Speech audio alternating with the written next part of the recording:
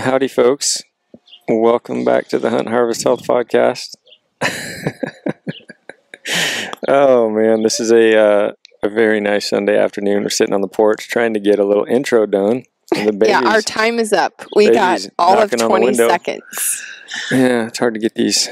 What you'd think would be the easiest thing to do with a podcast is just get a little intro knocked out, but it's really hard. When the kids Actually, what's hardest is getting you to sit down and do it. Yeah. The ridiculous amount of projects that we have going on besides your work and your upcoming deer hunts and boiling elk heads and the garden and prepping food and our kitchen exploding. I mean, it's just like, sit down and do an intro. We got a lot of things going on. This garden is just going crazy right now. Been in there pretty much all day. Between in and out of the house, plucking veggies, cooking veggies, making a big old giant stew that I'm cooking down, getting ready for a big dehydrating session. I think I got 15 meals done today with just I did a bunch of unique creations with some rice dishes, cooked up a ton of meat, a whole bunch of elk burger, just started ripping veggies out of the garden, a lot of onions, a lot of peppers, and then a whole bunch of greens, if it was like kohlrabi tops or beet greens and kale, collards, all that stuff. I was just chucking it in the pot and cooking it down. Ended up getting, just a ton of really good dishes. Cooked up a bunch of brown rice and I got a bunch of curry dishes and tikka masala. I put a little tikka masala sauce in some, and yellow curry, red curry, and I made a bunch of spaghetti too with some of my last jars of spaghetti sauce that were canned up from last season. We got a billion tomatoes going right now, so we're ready to make some more sauce.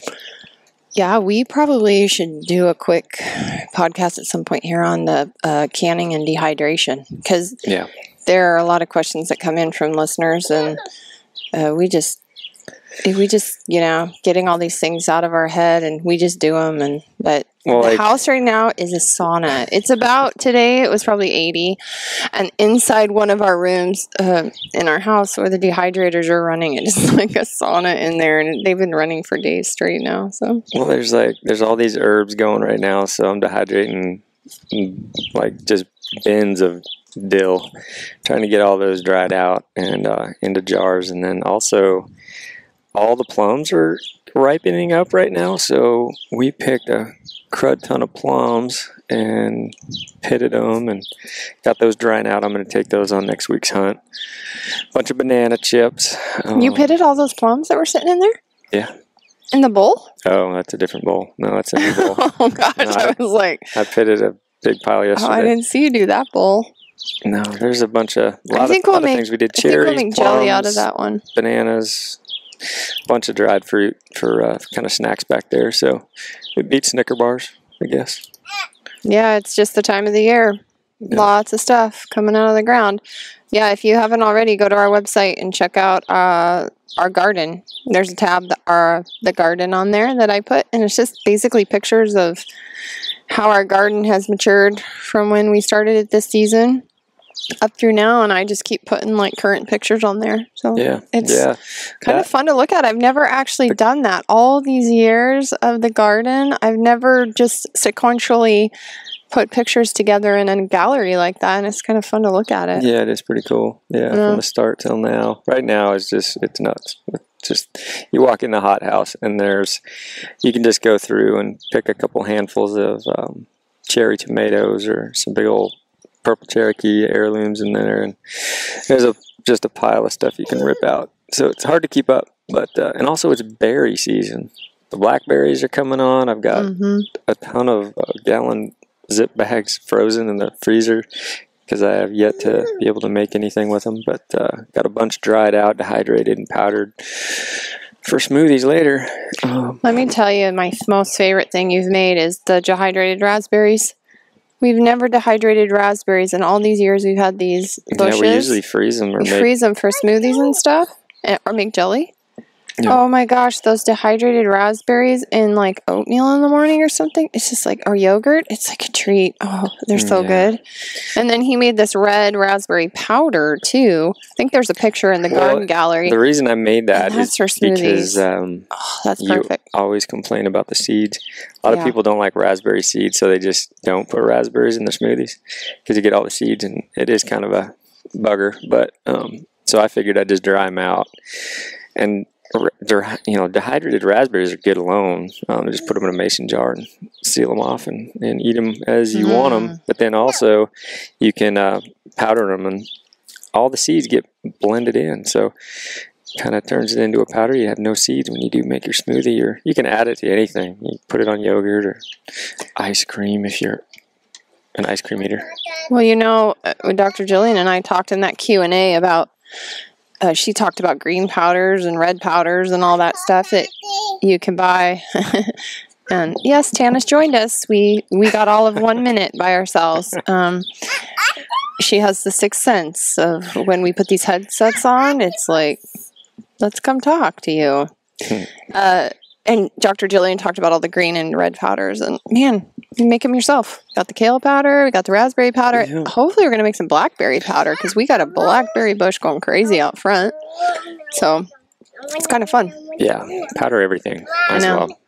Excalibur. Get your Excalibur. Get your Excalibur dehydrator, everybody. You can get it right on our website through Amazon. You'll help our podcast by going there and buying it. I think we make like 30 cents or something if you buy it. But man, you need one of those Excalibur dehydrators if you don't have one. They're the best thing you'll ever get. Yeah, they're awesome. They got 9 trays. You can really do a lot of berries at a time. Yeah. So they're pretty much just running 24/7 now between meals and fruit, plums, berries. So today's podcast, Ryan, you want to talk a little bit about the Northwest Mountain Challenge last weekend that you went to? Yeah, sure. Yeah, we had a blast up there, man. We had some great guys show up that we got to shoot with.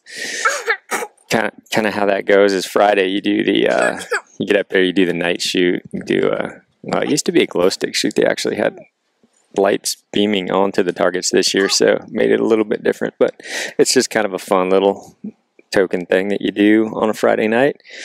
One guy holds a headlight, and you try to drill the target out there. You're usually not very far, like 20 to 40 yards or something like that, but it's kind of unique. And then Saturday we went up and ran the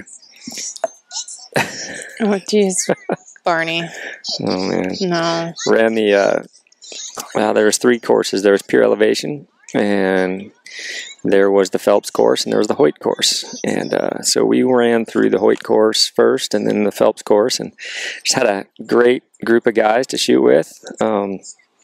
Some of the guys that I've actually got a hunting trip set up for this fall in November in Idaho that I had never met before, and so it was good to meet them and just kind of shoot with them for the day. And that was fun. And then Sunday, shoot, actually, the guy that we interviewed, Zach Kenner, he shot with us as well, shot the Phelps course. And then Sunday, we went up and shot pure elevation, which was incredible. It was just a grinder. It was like 4 miles, a lot of elevation gain, hiking through boulder fields, steep shots, long shots. It was kind of everything you wanted, getting ready for a hunt.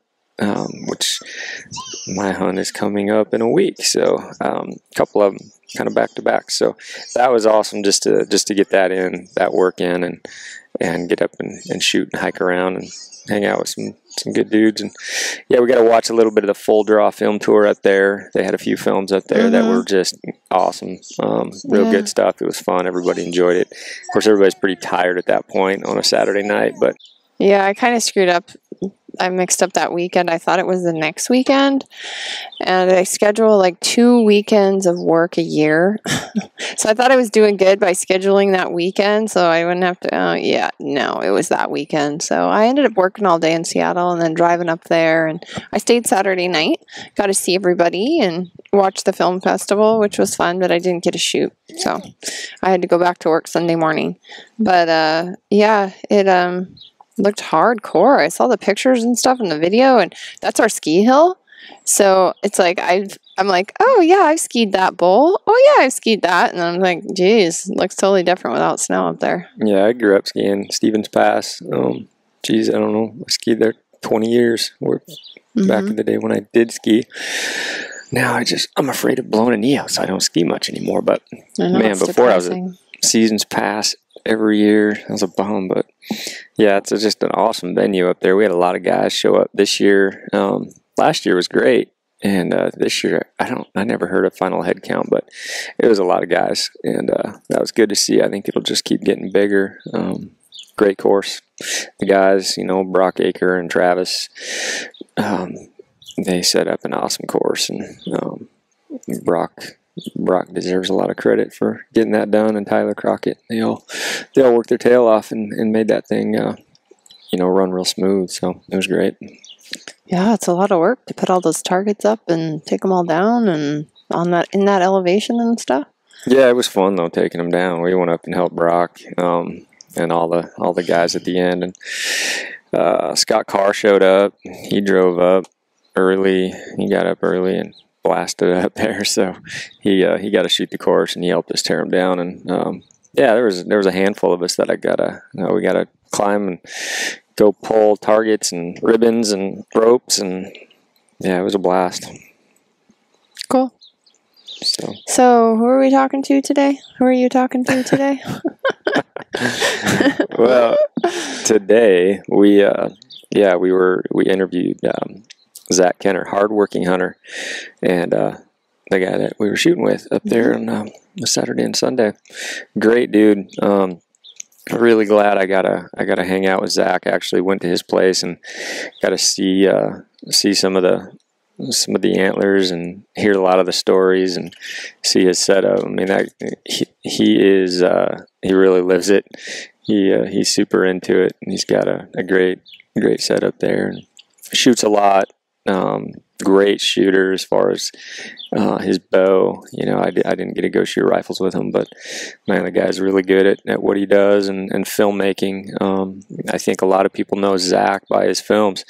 He's got a YouTube channel, Hardworking Hunter YouTube channel, and he's got, I think, I don't know, maybe a dozen or 15 films on there that guys could go watch, and it's really good. He's pretty creative and unique, and I've really enjoyed all of his. He's got some really cool Wyoming stuff on there that I really enjoy watching. So I think the first video I watched of Zach's was the meat processing video that they had done, where they're processing, I don't know if it's one elk or more than that, the whole seasons of animals that they had, and their like warehouse and all their grinders. I was like, geez, we're like grinding in our tiny little kitchen. There's like got a production going on. I was like, wow, that's pretty cool. It's pretty cool to see. Yeah.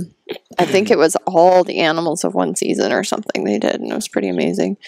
But so this podcast it's really good. I enjoyed listening. There's a lot of hunting in here, so for those of you out there who are missing the hunt and talk, you're going to get a ton of it in this podcast. Well, these are my favorite, where I just get to go. Obviously, I have not been in a lot of these podcasts as of late. There's so much doctor talk going on that I'm more comfortable. The doctor has to talk, otherwise this podcast ain't happening in the summer, folks. I'm much more comfortable just hanging out with other hunters that are, just blue-collar, hardworking guys that are just fun to sit down and talk hunting stories and hear their strategies and their kind of their systems. It's pretty cool to be able to do that, and I really enjoyed hanging out with Zach. It was a lot of fun. Cool. Well, you can find Zach, like Ryan said, on his YouTube channel at Hardworking Hunter.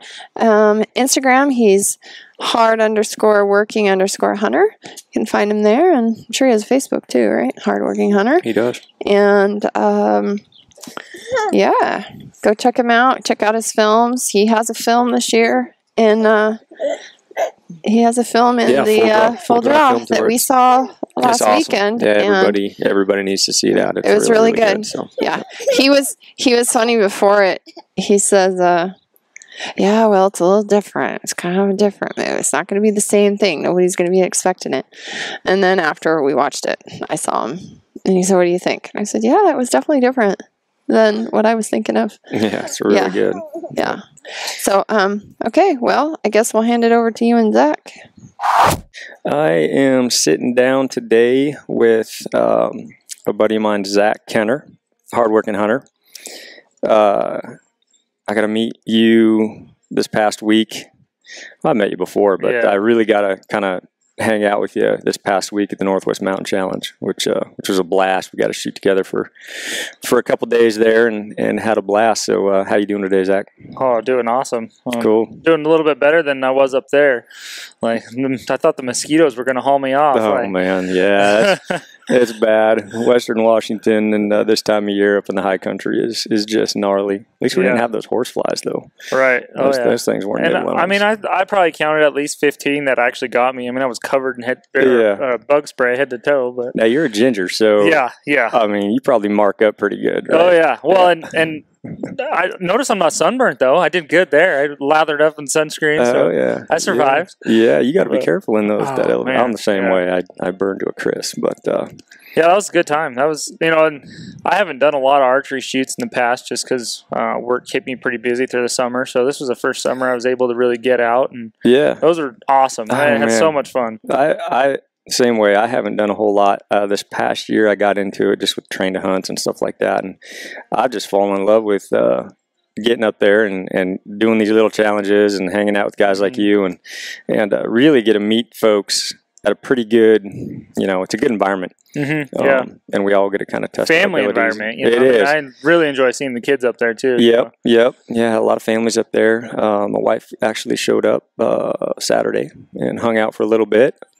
A lot of bee stings, unfortunately. I think folks got hammered by the yellow jackets up there this year. The course was pretty gnarly, and it took us through some, soon-to-be berry fields, and yeah, there's a lot of folks getting stung. One of the kids that was running with us got stung, but no, we had an absolute blast on that, and we gotta have the little nightlife and hang out with a bunch of guys and see a few videos, and just camp there in the parking lot and test our abilities up on the mountain. I mean, what did you think of the overall shoot? Oh, well, I don't have a lot to compare it to, because the only ones I did was Hoodoo, the Northwest Mountain Challenge, the first one of the year, and then that one. Those are the only two I've ever done. So the pure elevation course is that's all I know. And the one at Hoodoo was no slouch either because there was still a lot of snow. And so you had to go up through these big snow fields and, that half slush snow just kicks your butt hiking up the mountain. Yeah. So, but I mean, it was, I don't know, it was fun. The Hoyt course and the Phelps course up there, there was a lot of closer shots. I would have liked to seen a couple, farther, but no, I mean, the pure elevation had a couple long pokes, 70 plus yards, and it was fun. I mean, it was. That was legit. I thought the pure elevation was good. It started off with just a grinder of a hill climb. I think the first shot was 78 yards or something like that. And then you just gotta climb up under the chairlift, and takes you up into Brock Acres, set the course, and that group, Travis, Van Dam, and those guys, and they set a pretty good course. I mean, through boulder fields up to the top, and then they're shooting back down. You got to go down and then back up and around. And it's funny, I think that was Sunday. We were on the pure elevation, and we're all shooting together. What do we have, a group of 5 or 6 guys Sunday? Oh, yeah, I guess it was. Was that Sunday? That was Saturday we had the big group. Yeah, Saturday we went through the Phelps course. Right. And then Sunday we got up and bombed up pure elevation. And at one point up in the upper boulder field, we were kind of climbing up to the next target, and all of a sudden we heard something. And it wasn't a bear bawling, but somebody was hurling, just puking their guts out. And the group in front of us. It went on. We just kind of sat down and didn't want to embarrass the guy because, dude, he must have puked for 10 minutes. Oh, that was so funny. Oh, man. And the thing was breakfast didn't settle with me when I took off from the bottom, and I was feeling like it. Yeah. We were all waiting for you to puke. I had my camera at the ready. I was like, I took a couple Tylenol too, and I think that might have been what upset it. But I pulled out of it by the top. But man, I was not feeling good myself when I left the bottom. No, you were looking pretty bad. Thank God I pulled out of it because I felt like I was a ghost when I when I was down there, but Yeah. I knew I was going to get crap for that. Oh, I'm glad it didn't happen. We were waiting. Yeah, we wanted the pics, actually, to be honest. We're a little mean like that, but no, it was fun. I got to meet a lot of good people up there. And yeah, definitely want to go back. I mean, for sure. Actually, I was thinking like it'd be kind of cool to shoot for the Triple Crown next year. Actually, shoot the competition instead of just shooting it for fun. For sure. Yeah. At least that's how I felt. Yeah. I felt like I could win it. After I shot really good though. Yeah. I didn't shoot as good at Hoodoo, but boy, you shot there, great. You were shooting. Did you lose any arrows? Only when we were shooting at that wolf across the canyon. Yeah, that's just playing archery golf. So no arrows missed targets until we bombs away at we were the just old wolf playing at around.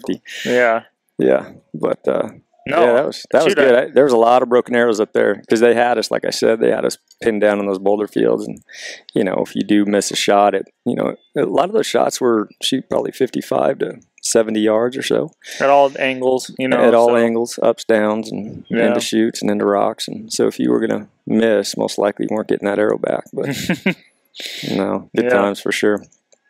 So for those that have not seen your stuff or heard of you, kind of give a little overview of who you are. Yeah, so we'll just start from the beginning, I guess. Just who I am. I grown up here in Eastern Washington, and I've hunted my whole life. I was one of those guys that my dad hunted a lot, and so I've kind of just grown up in it, and it's even worse, the fact that my dad still has a little taxidermy shop on the side. So I'm just literally surrounded by animals all the time. Well, we're surrounded right now. Yeah. We're sitting in a shop right now at your place here. And there's some great animals all around. It's comforting. So I've brainwashed, to say the least, Yeah. And, I've been running a camera. I've always loved filming and since, before high school. And, now I decided I'd come up with a name, brand myself, and coming up with a name was hard, but I ended up coming up with Hardworking Hunter, and because I'll be honest, it's hard to even find a name that no one else has, So, right. But I came up with that because it has double meaning where, I work hard all summer just so I can go hunt in the fall, But then on top of that, I work hard while I'm hunting, taking these big backcountry hunts and going the extra mile. And yeah, it's fitting, man. It's a great name. I like it a lot. It really does fit who you are and what you do. Yeah, so I came up with that, and now I've got a YouTube channel. It's just Hardworking Hunter, and I figured that was kind of the best place to share my films, and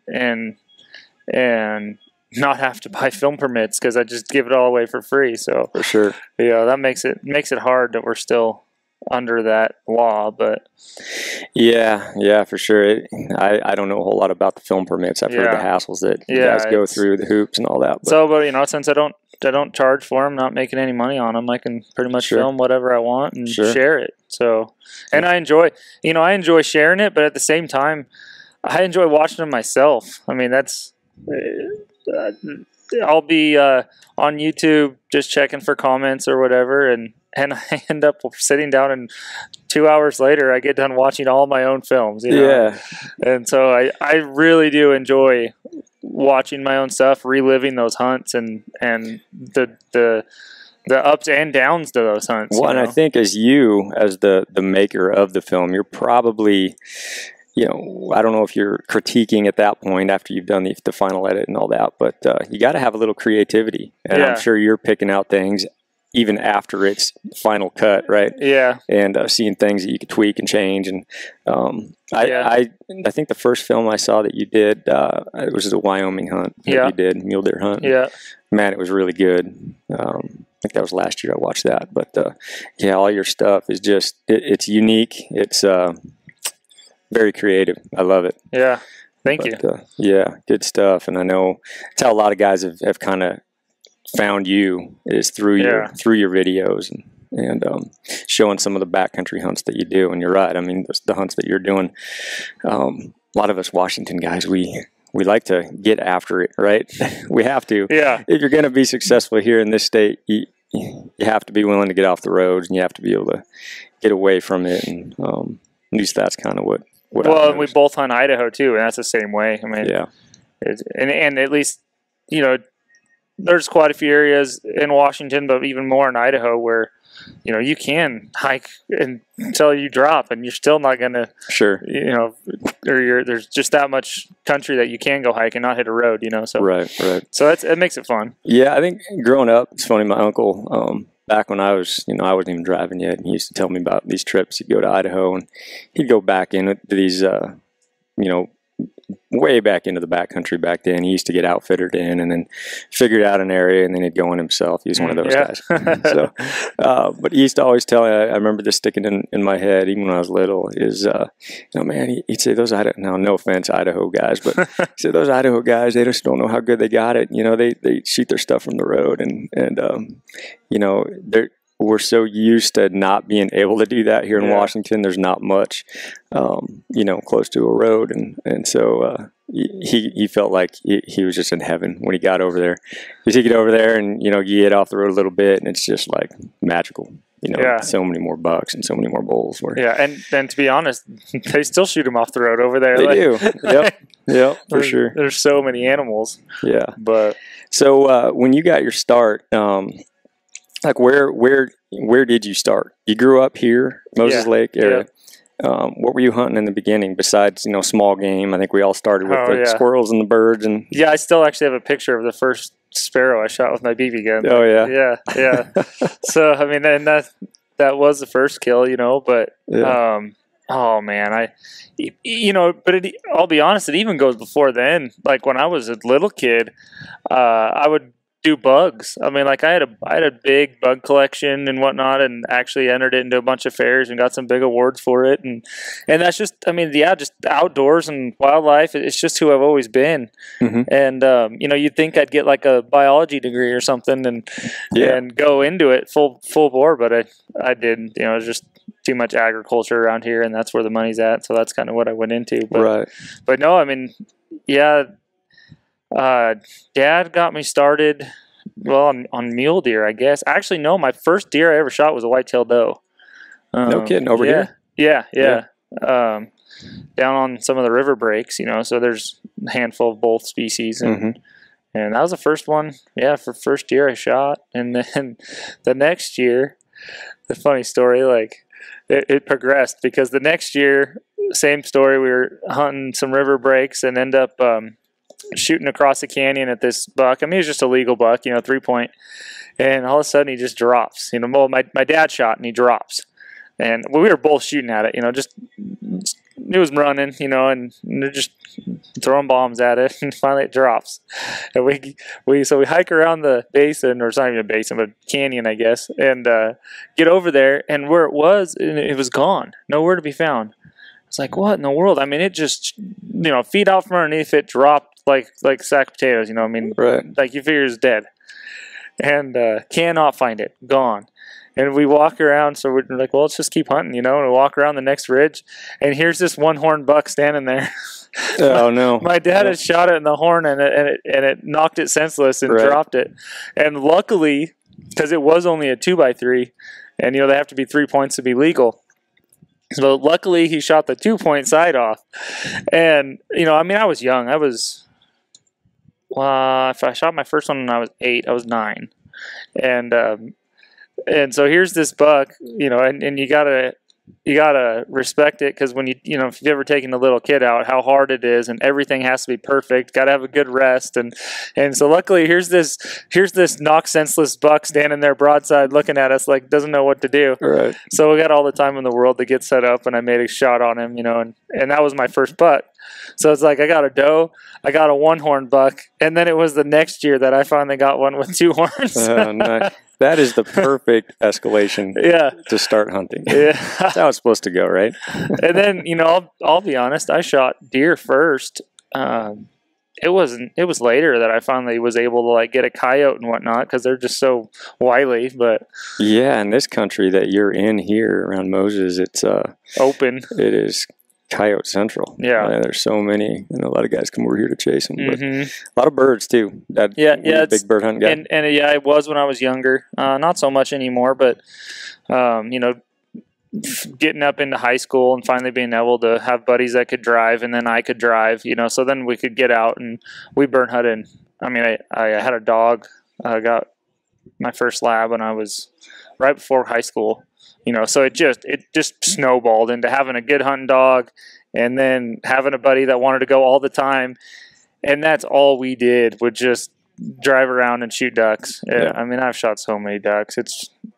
And then it got to the point where we would hunt them, because they banned them, and that's like the rare thing to shoot a banded duck. And so we'd get to the point where we would hunt these cornfields out here and decoy the ducks in and try to pick out bands instead of just shoot ducks to shoot ducks. Glassing for bands. You get them with the sun at your back in the evening, and they come in cupped up, and they're landing in you or in the decoys right on you.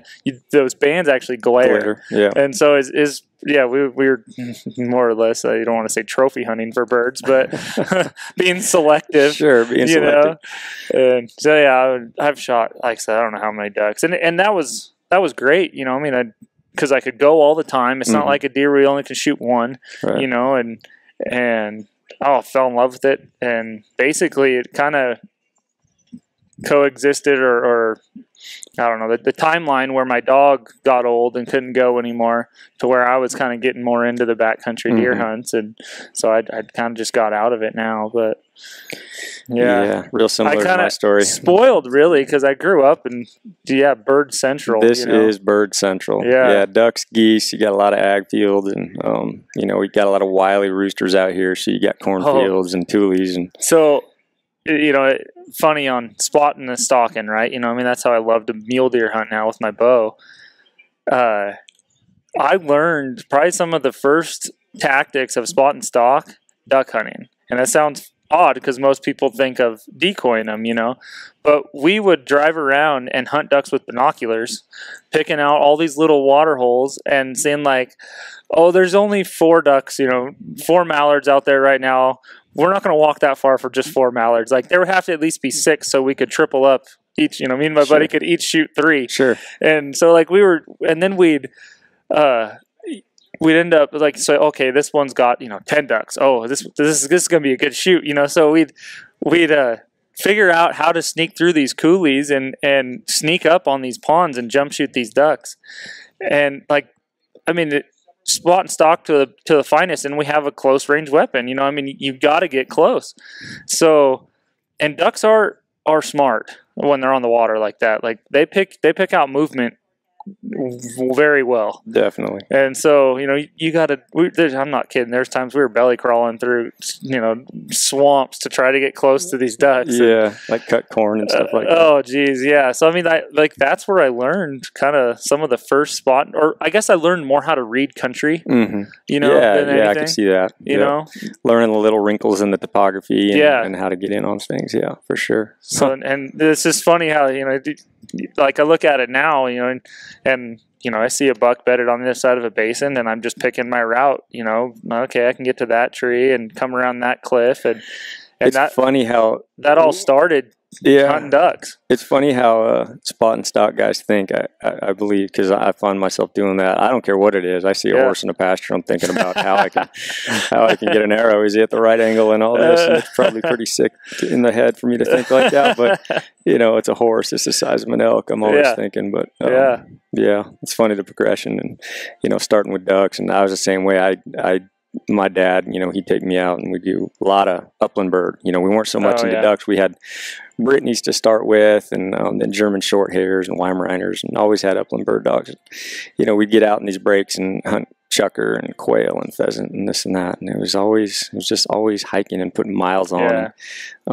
Endurance was always a big thing. I don't know why, I just never really was lured in by the ducks and the geese, where a lot of my buddies, that was their thing. I kind of grew up in a cow town, and there's a lot of that going on, but I wanted to make the drive 2 hours east of the mountains to go chase chukar and quail and just get in the sagebrush and have that experience over sitting in a blind. So yeah, you probably did it the right way, spotting stalking ducks. Oh yeah, well, you're going to hunt ducks. Well, and because I hunted them with binoculars, I was able to take some really cool ducks in my day. You know, I mean, I've shot a brewer's duck, which is a mallard gadwall cross hybrid.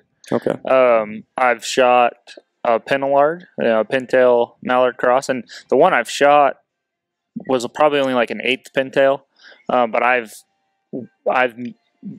missed a full 50-50, which is kind of one of the prized ducks of the waterfowl world, and my gun jammed on me, and I dumped the first mallard drake and the coat of the second one, and my eyes just had to have been the size of 50-cent pieces. Like, oh my gosh, I know exactly what that is, and my gun jammed because it was so dirty. And just from me being, in high school kid and neglecting, just like that'll never happen in today's world. Like, should they clean that gun all the time? But yeah, and then, oh man, just a handful of stuff. I mean, I've even gone to the coast and shot like the harlequin and, the long-tailed duck and the scoters. I mean, I've only made two trips over there, but I was just that was the next step. Like, I was so into the waterfowl that I wanted to hunt all the species. So. Right. That's funny. My dad has actually gotten into doing that out on the boat, out in the islands and out off the coast there is, especially the harlequins and going for those unique sea ducks. Yep. And that's how I got over here. I was hunting the unique ones. I mean, we don't have a lot of wood ducks around here, and so it was rare to get one of those. And and I'd see one, and it was like, oh, the hunt's on. You know what I mean? Trying to get and a lot of times I'd find them on bigger chunks of water, and so you're limited to only one side, to sneak in on them on. Whereas when they're on a little pond, you got all the different angles and shoot. It got to the point where on those little ponds, we'd want to come in downwind because when they get up into the wind, they're slower. Right. And so trying to figure out how do we get in on that side. And I mean, like I said, just that is duck hunting down to a science. That is where I learned topography and how to read the land. Right. And, for sure. So when was it that you really kind of got into the bigger game stuff? I know you're still killing deer. Yeah, I was going to say, like I said, I was always deer hunting, but I was spoiled, and we had some private property to go out and hunt on, and so me and my sister were taking our deer every year. I mean, just legal bucks. I mean, nothing trophy quality, if you want to say, but just out of state, was that something that came? How old are you right now? 28. 28? Yeah. No, you're such a young guy. Jeez, I'm so old. Yeah. Out of state. Same thing though. I remember when I was 12. I went over with my dad to Montana. He hunted Montana a lot and archery hunted some elk over there. And I didn't have a tag for that, but I just went with him, and so just going on those adventure hunts was part of me since I was 12. Right. And then I did pull a deer tag over there one year, and went over to the breaks and shot a muley buck over there. And and I think it might have been that year. I think I just had a deer tag, and so I went over with him in September to hunt the elk, and then we went back over in November and hunted the deer. And so, here I am at 12 years old, and I'm already killing multiple deer a year. Right. And like I said, though, it's just spoiled to have the opportunity that we did here in Washington. Basically, into high school, through mid through high school is when we their kids got old enough to start hunting, and so that's what happened. And so it's like, you understand that they don't want us to kill all the deer, so and so they kind of let their kids take over, and then that's basically when I kind of started really branching out. Basically what happens is you get your driver's license, so you're able to cover some country and explore. Right. So I know the first trip I took, I got my driver's license at 16. I think what was the movie? A River Runs Through It. Yeah. It just come out. We watched it. We were big fishermen back then. Yeah. So me and my cousin Joe, we hopped in my rig and drove to Montana. So that was the thing to do. Go hit some rivers in Montana and do a bunch of fishing over there. But Montana's the first kind of solo trip. I mean, me and my buddy, we were in high school, and that's the first state we went to for our own out of state hunt, and we shot antelope with our bows. Right. You know, so No that was a cool first time. But you know, I'd been over there and more than once, and so I kind of, you know, I was comfortable going there, I guess you could say. You know, so but and then it's still. Eastern Montana still has a place in my heart, honestly, you know, just. Oh, absolutely. I think more so now than ever.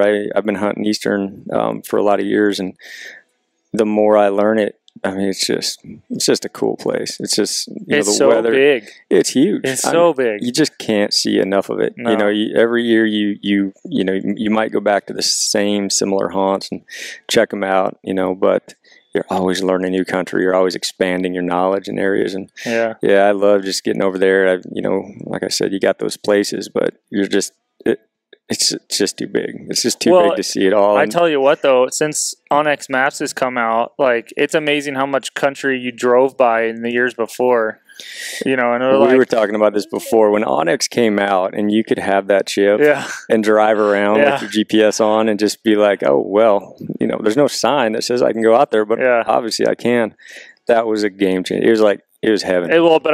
It's, you know, we were talking about it for Washington, but especially in Montana, like how many of those whitetail bucks that you could have actually shot that were you assumed was private, and it wasn't, and it might have been marked as private. There was even herds of elk you drive by, and I mean, they're a couple miles up off the road, up in the mountains, you know, but you see them, and it's like all of a sudden you're like, well, half of that mountain's public, right? You know, and I mean, didn't even have an elk tag at the time, but it's just the idea. It's like, oh, well, this might be a good spot to come back and check out. But that was those were the huge. golden years when that first came out. Those first few years where just nobody had it. You just felt like you were invincible. You had such an edge over everybody over there. But even now, you drive like.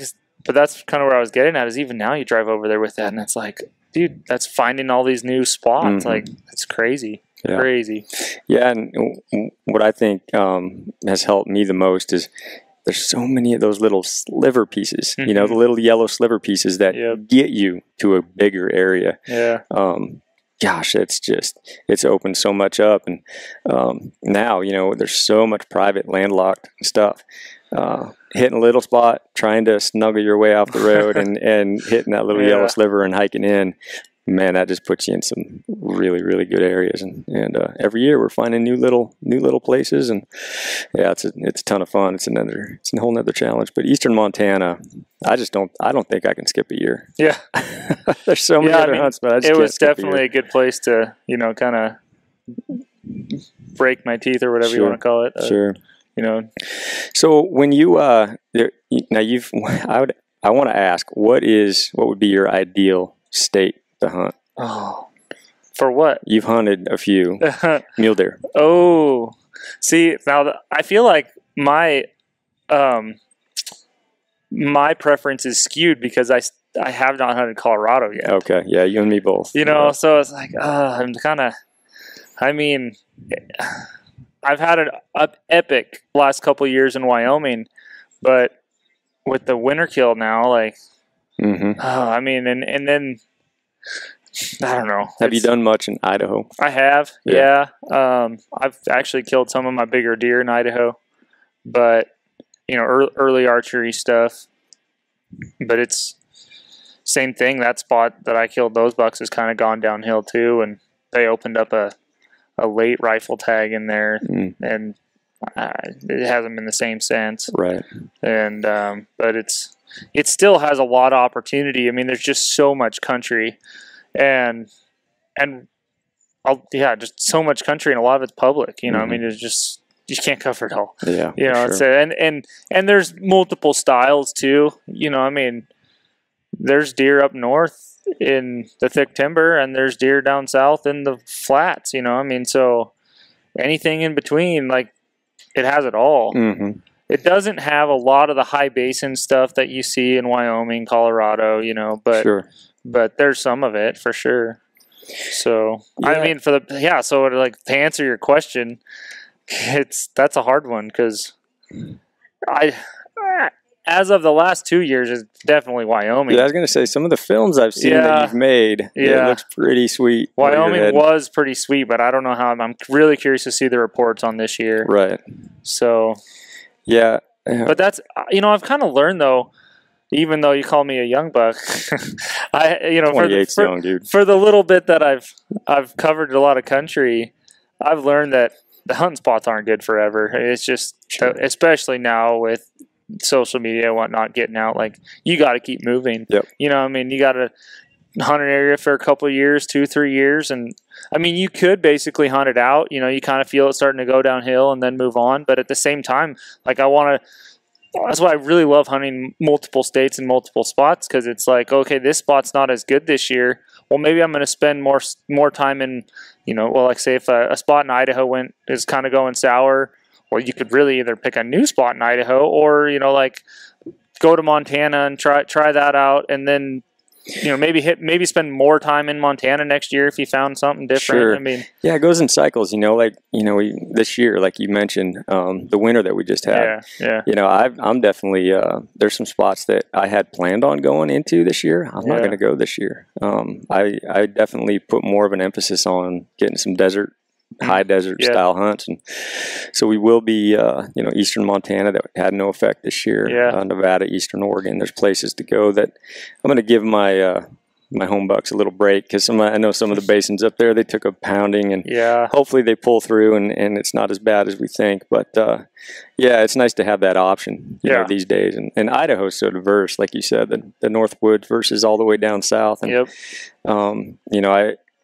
you kind of throw that out, like Idaho is a good fallback type thing, but I don't know if that's the right word, fallback state. But you can just go buy a tag, right? Yeah. If things aren't working and you don't get your draws, you can pretty much just go purchase a tag and head in and get a good mule deer hunt. So same with elk. Shoot, you can buy 2 elk tags in Idaho. It's hard to beat. But I think if I had to answer that question, I think I would still, just because I have not, like you, I've not hunted Colorado. As much as I wanted to do it this year, that winter thing scared me. Washington is still probably it for me. You definitely got some honey holes. As much as I, as I really love those eastern states. I envy your honey holes, but it'd be so hard. And it's just that. It's just knowing. It's learning areas, and you've known them for so long. But then again, even the spots here in Washington, they change. They don't last forever, and you're continuing to move and you can find correct me if I'm wrong, but I feel like Washington's kind of one of the last states to be attractive to the backcountry hunter, and I think it's picking on or catching on, and so I bet and then I'm sure you've already seen more. We should stop talking about it, shouldn't we? I bet you've already seen more people, and I bet you continue to see more people. Yeah, it's just it's tough to I struggle with that. I want the young kids around here to, obviously get out and see what we get to see and enjoy. We got a lot of public land here in Washington, but then again, we've had it good for so long. It's hard not to be selfish in a way and just not talk about it and continue to enjoy all the big bucks we got running around. But we definitely were not on the map. I know a lot of the places where you look at states or all the western states and look at stats and all that. Washington just isn't even a blip. So it doesn't hurt my feelings. But so I think I'd have to answer it that way, just because I've hunted here so long, and may not get the Colorado size bucks or the Idaho size bucks, but we do get some nice heavy dark horned bucks, and I just man, that's it for me. Doesn't have to be 30 inches. It can be 23, 24 and heavy and dark, and that's the best. So but so what do you have planned for this year as far as your seasons and what you're going to be doing? I know your plans have kind of changed a little bit. So I ended up taking a cameraman job this season, so I won't get as many hunts for Hardworking Hunter as in the past, but I still have a couple planned. I'm probably still going to have time for late November, so going to get a late either archery or rifle. There's a few over-the-counter tags I'm looking at. I'm going to get an early season bear hunt in that I'm real excited about, just because I'll get to actually spend some time up there. I haven't devoted a lot of time to a bear hunt before, and I think that's going to happen this year. So I'm pretty excited for that. In fact, I was out shooting my rifle this morning, just getting ready. And then wherever I can find time off behind the camera, I'll definitely find a tag available. I mean, there's plenty of hunts available. And then definitely hitting up Arizona again in January. That's to me a no-brainer. Like, you got to do that every year. So what's that hunt? It's over-the-counter archery in the rut. I mean, for mule deer or coos deer. And I mean, you gotta read the regs, figure out what's open. But pretty much coos is open everywhere. And then the mule deer gets more specific, but it's 60 degrees down there when it was -10 up here this year. Right. I mean, it's awesome weather. You're hunting deer in the rut, and you hear a lot of talk with the coos deer about how hard they are to spot, and you see it on hunts that are filmed in October and November. These rifle hunts, and they're hard to spot. They're hard to find. The bucks are all bedded up in brush that's 4 times as big as they are. But man, when that January hunt, they're in the rut. I mean, they're stupid. They're pushing. They're up moving most of the day. Kind of depends on the weather, but if it's super hot, they obviously bed up midday. But even at that, on those super hot days, you'll see them up pushing does on those north-facing slopes. Into 10, 11 o'clock, into noon. Just kind of depends on how hot she is. But just target-rich environment, so many animals, and just out there in dry desert country where you would not expect to see that. It's really cool, really fun. Yeah, that's been a hunt I've wanted to do. I heard, I've heard so many guys talk about that late. It really extends your season. Yeah, exactly. I don't know if my wife wants to hear about another extension of the season, but you hear her talk about, just keep getting earlier and earlier. Well, now you're just making it a little later. It's all right. So, yeah, it's funny because now we're August 3rd is the first one this year, and that's gotten so far ahead of where it used to be September 1. Yeah. And now if I start pushing into January, I don't know we were both talking about going to Hawaii. That's too. True. Yeah, that's true. So, push it into March. Yeah. Yeah. Talking about those axis deer over there. And pigs, and all of it. Yeah. Yeah. That's on my radar too. I really want to go do that. Oh yeah, that is right there. And that is a hunt where it's far more sellable, because my wife would probably want to join us. Right. She'd be down on the beach with the kids and having that, getting sun, and we'd be up on the mountains. So that's definitely something that I could easily sweet talk her into that hunt. But for me, it's just to extend the season. And especially now when I'm going to be working a lot during the season, I think you're going to have to be. That'll be something to look into. Yeah. That coos thing, it's excited me. It looks like a so blast. Much fun. And for a spot and stock hunter like us, it's perfect. Doesn't get any more of a challenge, I don't think. You literally hunt those deer like a mule deer. Right. Like you would hunt a mule deer here, I should say. But yet they are still a whitetail. They're very finicky. I spotted a bobcat last year, and because I spotted this buck pushing a doe, and all of a sudden they just jerk up and are looking to the right, and I'm like, what in the heck? And I got my binoculars tripoded up, and I kind of scan over, and I catch movement and focus, and I'm like, oh, dude, there's a bobcat right there. And it's probably 100 yards, maybe 150 yards to their right. And my buddy's like, where? And he wanted to see the bobcat. Well, when he threw the binoculars up, he landed on the deer, and he's like, oh, your deer are no longer there. Like, because their tails were flagging, and they were running up the canyon from a bobcat. I mean, I understand, like, a big bobcat is half the size of one of those coos, but tiny. Yeah, like they're scared of everything. So when the wind blows hard, they're so unpredictable.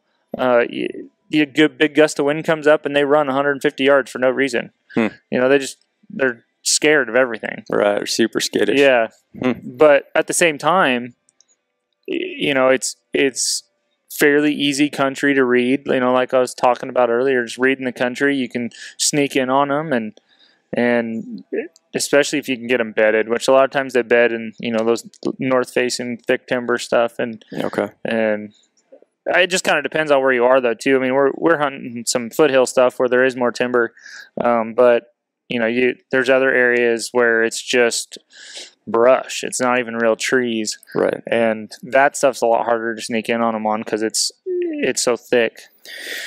The bobcat thing, there must be a lot of bobcats down there. Oh yeah, we've seen them every year. In fact, I think this year we saw 3 in broad daylight. No kidding. Yeah, because I've seen a lot of videos of that same thing like you were talking about, is guys watching a deer and all of a sudden there's a bobcat in the screen and the deer gone. Yeah, seems to be a theme with that. But. Well, they probably eat those deer. I mean, to be honest. Yeah. Huh. Yeah, it looks like a blast. I don't know that there's probably a bigger challenge, especially these guys chasing them with bows that time of year. That's it's tough. A fun hunt. I mean, multiple stalks a day. Right. I mean, you gotta. It just depends on, I guess, what your standards are. Mm-hmm. You know, I mean, I'm looking at basically if it's a 3-point with eye guards, I'm after it, and there's even some big 2-point with eye guards that. Like that's a mature buck. I'm gonna go after it. You know. Now, how have you done down there on the mule deer? Have you? I really haven't hunted them. I haven't done it. No, I mean I had to run my deer into town last year, and so on our way out, we weren't going to make it back to the mountains by daylight. So we just kind of picked a same thing. We took out the GPS, and it's like, oh, there's public ground, right. And pulled over and just started glassing. And we actually glassed up like a 160 buck, and just didn't have enough time to get to him. My buddy would have shot him. He's like, yeah, that's big enough for me. I mean, and to be honest, like you hear the desert muleys, like they claim a 160 buck's a nice one. Mm-hmm. I mean, you know, and I was like, I spotted a doe, and it's like, man, there's a deer, and I'm watching. And all of a sudden, I just see their backs. They were kind of in a ditch, and I just see quick movement, and I'm like, there had to have been a buck pushing a doe right there. There had to have been, and it was only 300 yards out there. And we had enough light that had we took off then, we would have got there. So, but it's like I didn't actually see horns. So we just sat there and kept glassing. And then 15 minutes before dark, he pops out, and it's like, holy smokes, you know? I mean, like look, and there was just not enough time. But it was really cool to see them. I mean, they were out there feeding with some cows and stuff. Like, how's the public land down there? Is it pretty easy to find? Are you really searching to get away from the private? Most of the mountains are national forests. So, you know, where the coos deer are, well, there's coos deer actually everywhere. They live in the flats. They live in the mountains. They're everywhere. But where we hunt them up, you know, in kind of the foothill mountain areas, it's mostly public. So, gotcha. I mean, and there's plenty of public ground, honestly. Like, to answer that question generally, there's plenty of public ground for either mule deer or the coos deer. So gotcha. Yeah. I'm sitting here in your shop, and it's hard not to just look around and stare at all these animals. You do your own work. Yeah, I mount all my own animals. I mean, my dad runs a taxidermy shop here, and yeah. So I mean, a lot of these these elk you see on the wall are all customers that he's done. But yeah, I mean, growing up in the taxidermy shop, I've definitely learned it. And so I'd mount all my own stuff. For sure. Yeah, some pretty unique creations you've got in here. Yeah. With the old, you know, packs and yeah, I can't take complete credit for that idea. Sure. Sure. I actually, the first time I saw it was at the Sportsman Show in Salt Lake, like 3 years ago. Yep. A guy had a sheep on one, kind of mounted in some rocks, and I was like, dude, that's pretty cool. And so I wanted to do one for a mule deer. And oh no, that's actually not the first place I saw it. I saw it online. A guy had a mountain goat in one. And then but it was that same year I saw that one with the sheep. And so then I was like, I got to put a mule deer in one of those. And shoot, since then I think I've mounted like 4 or 5 of them. Well, I've noticed you've been collecting them, so you must have plans for killing some critters to stick on those pack boards. Yeah, that's definitely the plan. I mean, I've got a small one too. I didn't realize that, but there's 3 different sizes of those pack frames, and when I buy them online, you can't tell in the picture how big they are. So all of a sudden, this box shows up, and I open it up, and I'm like, oh, cool, another pack, you know, and I go to put it in my pile, and I realize it's like half the size of the other ones. It's a little too small for a big old mule deer head. Yeah, so I might put a coos on that or a Sitka deer one day or something. Yeah, that'd look good. But for sure. Yeah, it's definitely brainwashed me growing up in this taxidermy shop. So it's always having my hands on antlers and. Well, yeah, you're living it, man. I know I showed up here and you were looked like you were building some arrows or getting ready to, and you know, already been out shooting and got your rifle all set up. Well, I mean, you're definitely catching me. So like all summer, I've been working my tail off, and you know, I mean, I'm pretty much a week out from when it's go time for me. Yep. And so like it's like prep time. It has to be done. Everything's pulled out of the It's not like I bins. do this every day. I just lie around and build arrows. And like, it looks like it. Your room is full of gear. Yeah. It's ready to go. So. I've been getting it organized. So yeah, it's getting close. Yeah. I'm getting excited. Yeah, same here. It's coming fast. Too fast now. You get to this last part and you always expect to be ready. You know, you've had so much time to think about it. And now I'm under a week and my first hunt comes up and I feel like I'm not ready at all. Well, I mean, at least seeing you out shooting last weekend, you're dialed in with the bow, so that's half the battle. And that was my backup bow. I did not have my main bow on that. Had a little issue right before that, but yeah, I still got some work to do, and but going in confident. That's the best part of these challenges, and you know, all summer is just going in where you feel like you're in great shape and you're shooting pretty good and all that. That's half the battle, is that confidence. So now, what are you doing for prep work? I'd be curious to see what you do on a typical season. What's kind of your strategy going in? What do you do ahead of time to get ready for a hunt? Like physically or gear-wise? Or physically. So I've got, you can see for miles out here it's flat. And we have just one little hill over here behind the house a couple miles that's pretty sandy. And, I mean, it's not very big. It's 150 yards tall. I mean, a pretty good angle though, but it's sandy as well, so your footing slips. I mean, it really is a good workout, and I've been doing it for years. I put a bag of salt in it because Dad uses bags of salt here for the hides, so that was just kind of naturally like, oh, this is heavy, let's throw that in. But it actually works out really good. It's good dense weight and straps in good, and no different than a sandbag, you know. Exactly. And so yeah, that's kind of what I do to really get my legs in shape, and then this year this last month and a half I've been running a lot too. I'm not one of those guys that works out year round. Just kind of ramp it up a little before the season. I ramp it up a lot before the season, but I mean, I do somewhat start in the spring, because you got spring bear, and sometimes I'll make it out then, and I try to have a hike, it seems like once a month if I can, like a legit go to the mountains and climb. We got some exercise in the mountain challenge. Oh yeah, no, so, that was, you were in shape for that, I could tell you. Yeah, that was some elevation. I really, honestly, looking at that mountain, I'm actually in really good shape right now, and compared to some past years, and so I felt like putting some weight in my pack for that, just because I've got a lot of hunts coming up, and behind the camera, and I just want to be in shape. Yeah. And so, but I'm really glad I didn't when we got done with it, because it was a lot steeper than it looked. But it was still a good climb. I got done the next day. I felt like I could do it again, and that's what's important. So.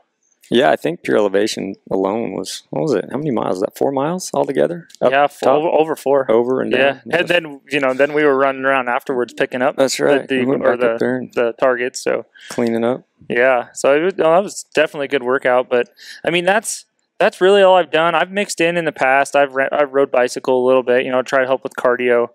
I'm really not a gym rat. I just don't have the time for it really, same thing. Years past, we've had a treadmill here in the shop that I've ran that instead, and I don't know. It's probably part of it too that I am young enough that I can bounce back pretty good from a good climb. So I bet in the future I'm going to have to, keep. It seems like a little bit every year. I try to extend it as that. I can tell you for a fact you're going to have to start ramping it up. Yeah. Well, not all at once. Throughout the year, try to maintain it. Yeah. You recover so much faster in your 20s, and then you hit your 30s, and it just starts to slow down a little bit. And I'm at least aware of that. I've learning from other people's experiences. So but take it to heart. It does happen, unfortunately. I never thought it would. I just thought in my 20s, like, nah, I'll just keep doing what I'm doing, and No, but that weighted pack thing and that sand really breaks in my legs. That is really, I think anybody you talk to, I think that's kind of the answer. It's hard to beat because it is exactly what we're doing when we're chasing bucks. And, I know the country that you're hunting, you spent, 27 days up in the backcountry one year. Was that last year or 2 years ago? Wyoming last year. Wyoming. 10,000 feet, 9 to 10,000 feet, Yeah, you got to have some endurance. You got to have some mental stamina. And I think a lot of it, too, is mental for me. I might not be the best in shape on the mountain, but mentally, nothing's going to stop me. Right. So it might take me a little longer, but I'm going to get there. Sure. So that's I think the biggest part for me. Now, what are you doing for as far as nutrition? I know, with this podcast, we talk a lot about training and nutrition, and I think that's one thing that I have completely changed. Over the years, I've definitely gotten way better and figured a lot of things out that I didn't used to.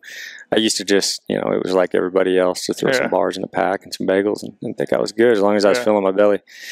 But then you start figuring out, there's better things that'll make you feel good, and just test after test, you start realizing what it takes to maintain that up there and keep your strength up and keep your mind right. So what do you do?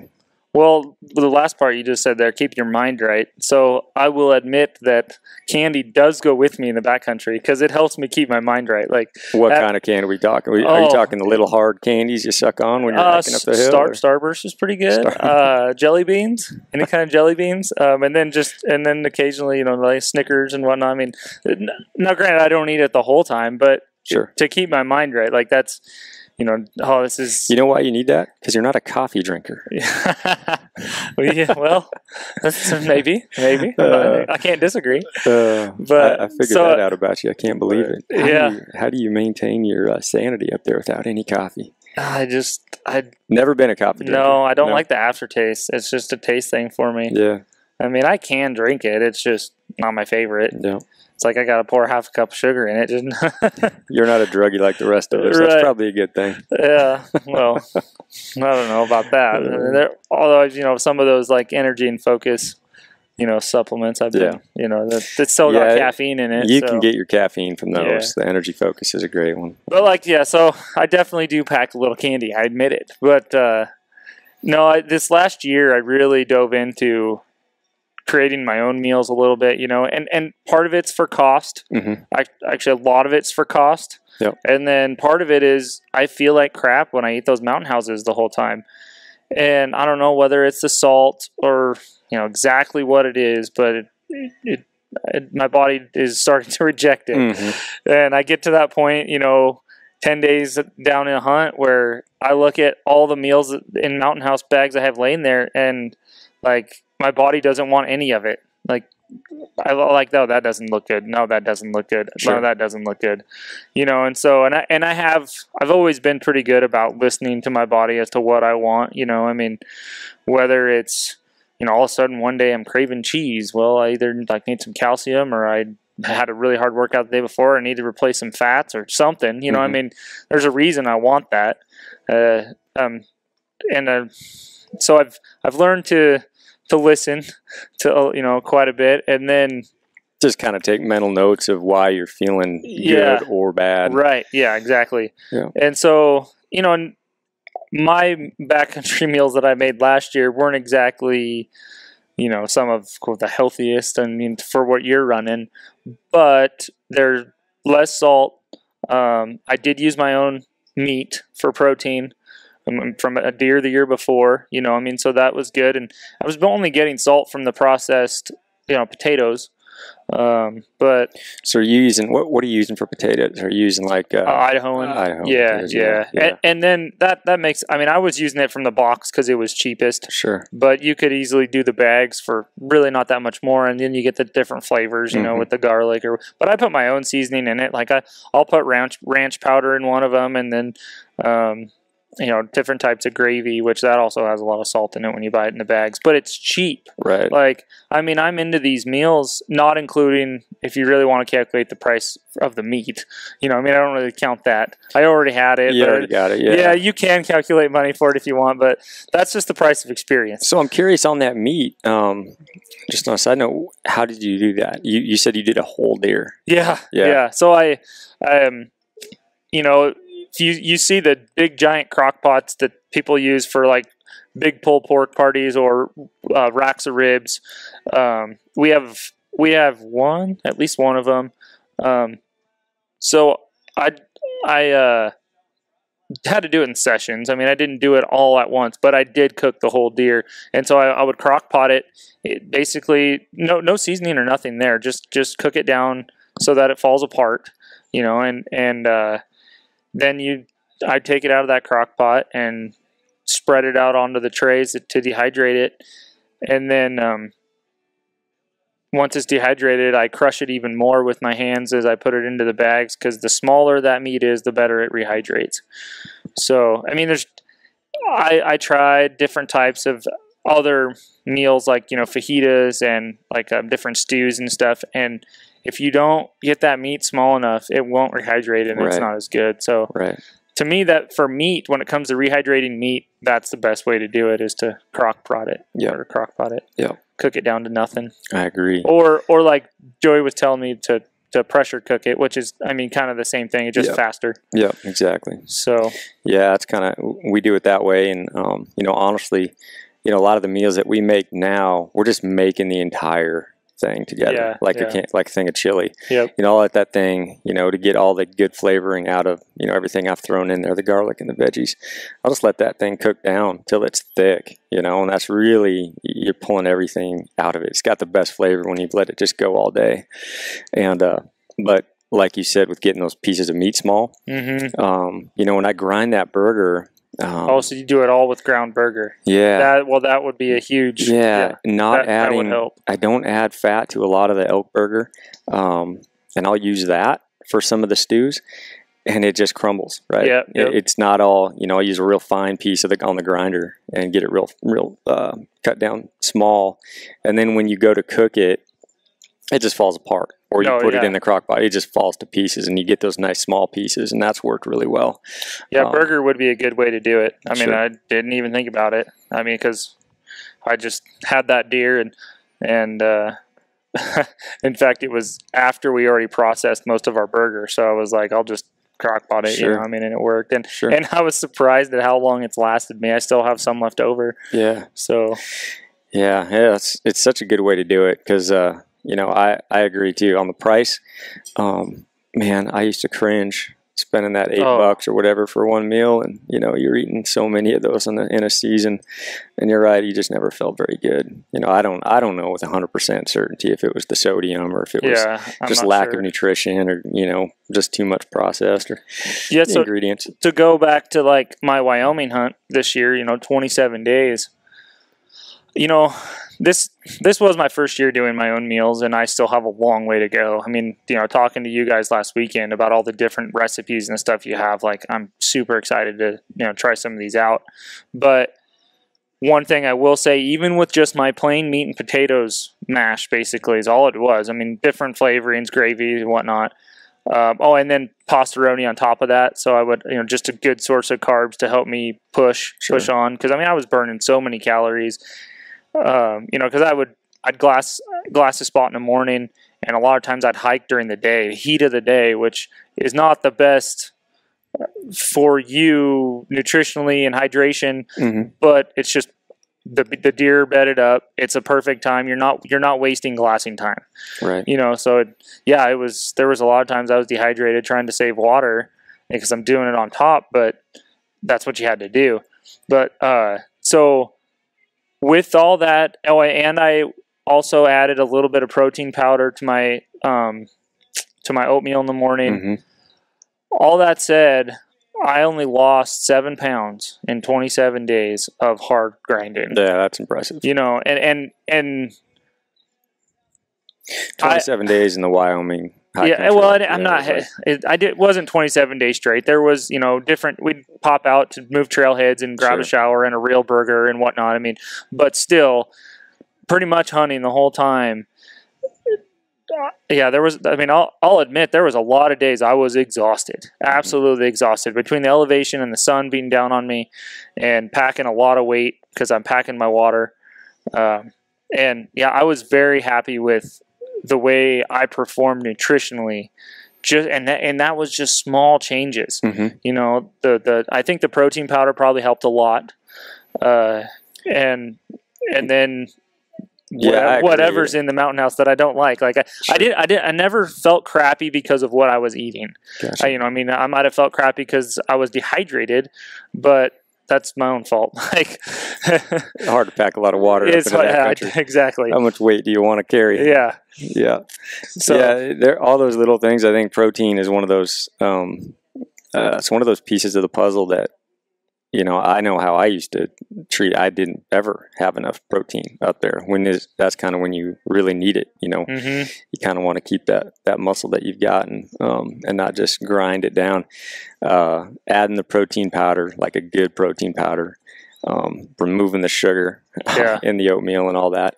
That is huge, and adding a lot of fats. And I got to the point that I definitely like. I won't lie. I use the oatmeal packets with the apple and the brown sugar or whatever, but a lot of them mine got wet at one point, and so the sugar was clumped up, and I'd pull it out. Yeah, and it was so much better. I mean, this year I plan on making my own. Go down to Winco where they have it in bulk, and you can make your own mash right there, or not mash, but a morning, whatever you call it, a breakfast porridge or whatever. Yeah, mush. Yeah. It's not that sexy, but we call it mush. And there's so much you can add to it. We add one of my favorites that I don't think I'll ever get tired of, and that's just peanut butter powder. Yep. Yep. Jack it up with peanut butter powder and a protein powder or some, dehydrated milk, stuff like that. And there's just so much you can add, whether it's dried berries. Right now we're dehydrating the crud out of the berries. You can toss that in your bag and get those things all sealed up, backpacked, and good to go. And they rehydrate. It's just perfect. It's clean. And you can mix it up. You don't have to get the same meal every single day. That's just boring the crud out of you. Yeah. Then the other thing I need to definitely increases the fats, because I think that's why I crave cheese so much when I'm in the mountains. Is the fact that's whenever I come out, the first thing I want to do is eat a whole cheese pizza, just cheese like that, and that's just what my body is craving. Yeah, well. And sometimes I do too. Sometimes I do eat a whole cheese pizza.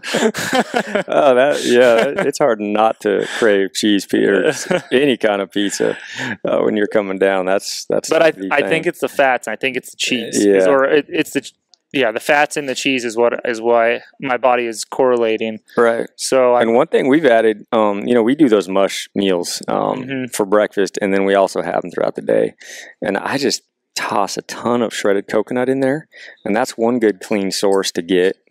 Really gets you a lot of good, pretty fats light. Yeah. It just kind of blends in with your oatmeal. Oh, just talking about that makes me want some. I love coconut. I love coconut. Yeah, so that's one thing that we've added. Chia seeds are another thing. There's so much good stuff in a chia seed. Even the protein content is way high for what you're packing. It's super light.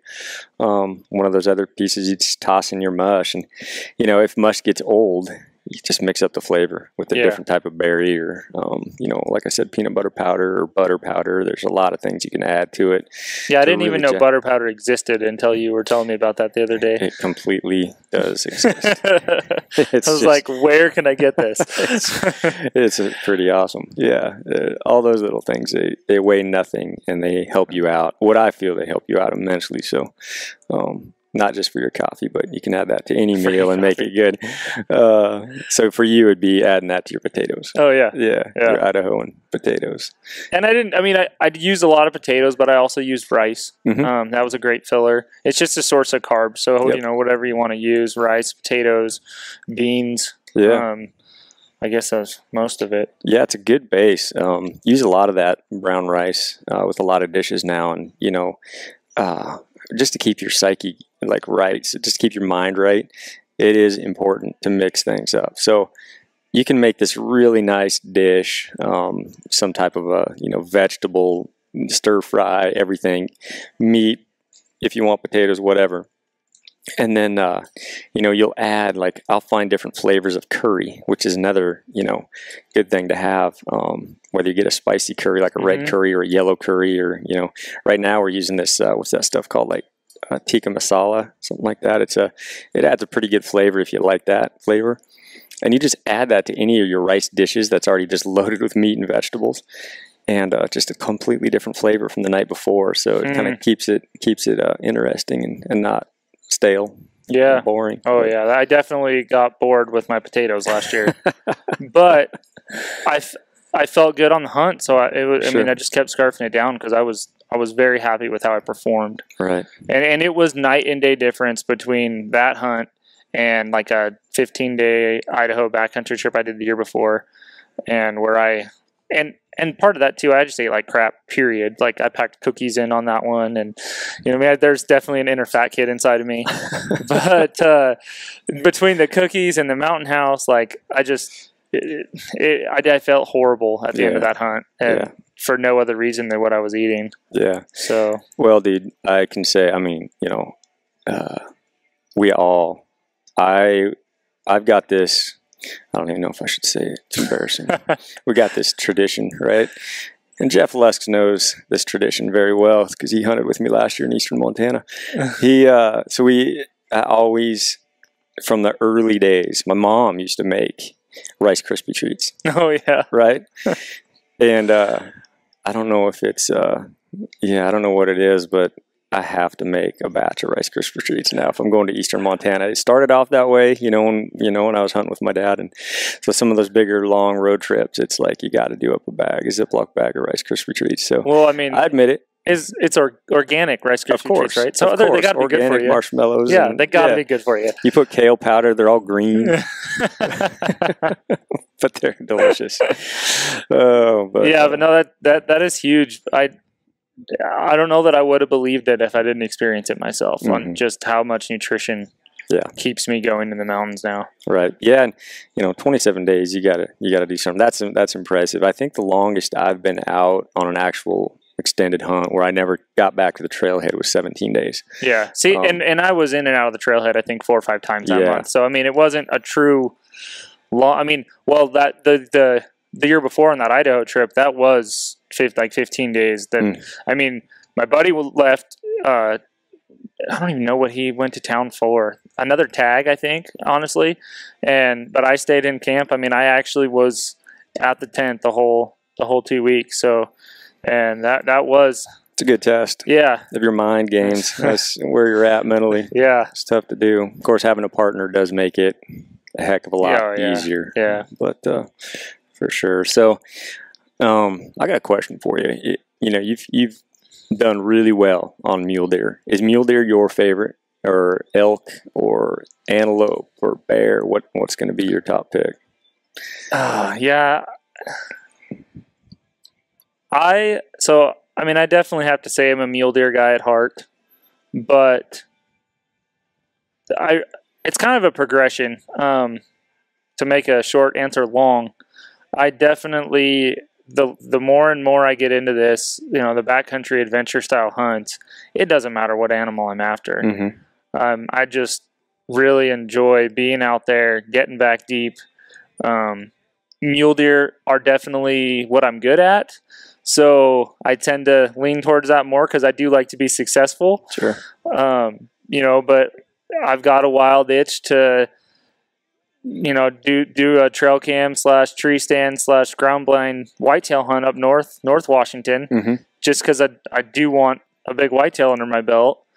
It really doesn't matter. I'd say I definitely have a mule deer heart, but I love the chess match of hunting elk. Right. I don't do it a lot because I'm normally hunting mule deer in September, but I've done it enough. And like I said, I was on an awesome elk hunt when I was 12 in Montana on the breaks where you can't, you see the interaction where, you hunt them in the thick timber, you hear it, but you don't you know, I got the full experience of, you know, big bulls screaming in your face. You got to see the rut happening. Yes, and yes. yeah. And then over time, you know, I've been on enough of them that I thoroughly enjoy the chess match. Yeah. It's fun.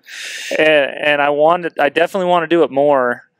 I'm just hooked on mule deer right now. And it could just be kill a couple more big ones, and I might finally feel like I have my fill of it, that I can move on. But it really doesn't matter. Like I'm telling you right now, I'm super stoked to go on these bear hunts here coming up, just because I get to go into the mountains for a week. Like, I'm excited for that. I'm the same way, man. Just the time of year it is. There's berries. I mean, we were talking about that. There's a lot of cutthroat to be caught and a lot of berries to be chowed on. And it's not the hardest hunt, but it takes you into some of the best places, right? It takes you into that alpine country, and that is just to sit up there and glass.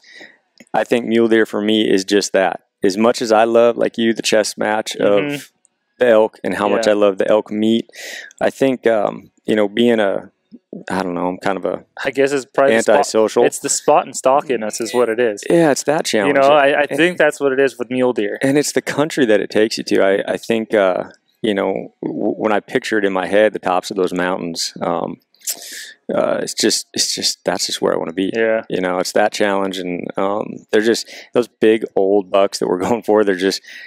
They're antisocial as well. They're up there by themselves, usually alone. Yeah. And that's just, I love that country. I love that upper elevation. But it is a tough question to answer, because it is hard to beat a good solid rut. And, you know, honestly, even 3-4 years ago, I'd have been like, oh, mule deer. I only love to hunt mule deer. But as I'm getting older, it's like, it don't matter. I just like to be out there. Right. I mean, it's I guess, you know, it probably is. It's just the more that I've had to work. You know, it's like when now just work. It's like anything to get me in the mountains. I don't care what it is. Yeah, so, I get it.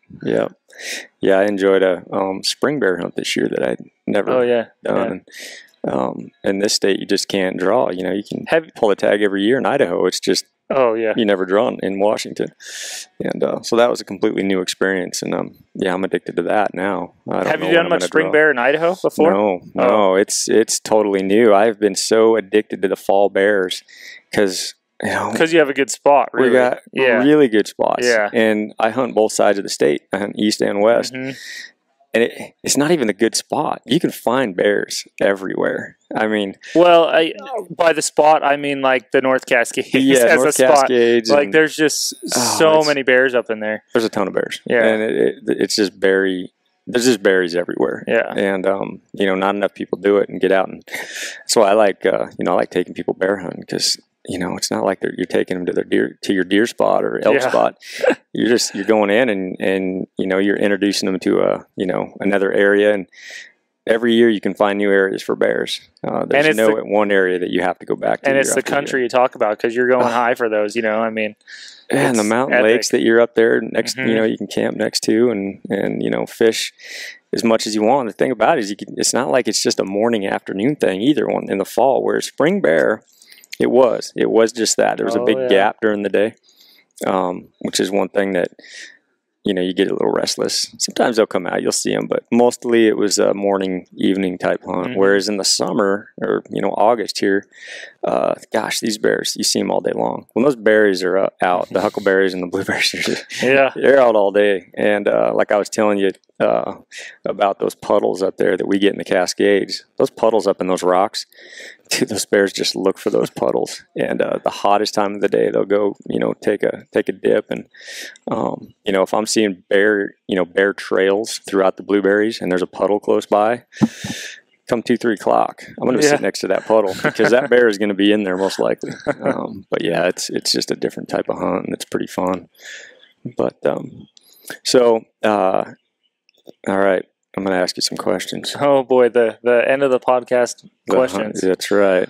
So let's hear some of your strengths. What's your biggest strength? Oh, I'd say, boy, like especially like when it comes to hunting, just, I mean, being mentally tough is, I'd say, a big strength for me. And like I explained earlier, I I try to stay in shape, but I'm probably not the one that's in the best shape on the mountain. But because I'm mentally tough, I'm gonna get there. You'll get there. You know, and that's huge, I think, for me. And I don't know what's created that. I'm just grateful I have it. Honestly, you know, I mean, that's a big strength for me. I'm pretty mentally tough. So yeah, that's hard to describe, isn't it, to guys, especially young guys? You know, guys that are coming out of a gym and think that they can go climb mountains all day and keep up. If they don't have that, I don't know if it's mental strength or just the love for what you're doing. Probably, yeah.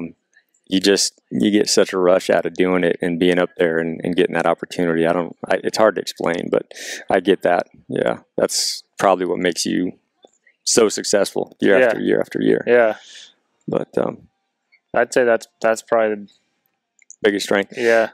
All right, let's go the other way with it. What's your biggest weakness? Oh man. That's a tough one. I mean, when it comes to hunting, I don't have any idea. Yeah. Ice cream. I know. Yeah. Sugar. No, but I definitely, or like I was telling you earlier, when it comes to money, I'm horrible at saving money. That's definitely just a personal weakness. I guess I'm really good at saving it until hunting season. Then for some reason, it just all goes away. It's easy to blow, isn't it? Especially if there's tags out there in Idaho. There's always hunts to be done. Yeah. But, oh man, that's a tough one. Well, let's get a little more specific. What's your biggest weakness when you're out on the mountain hunting, chasing mule deer?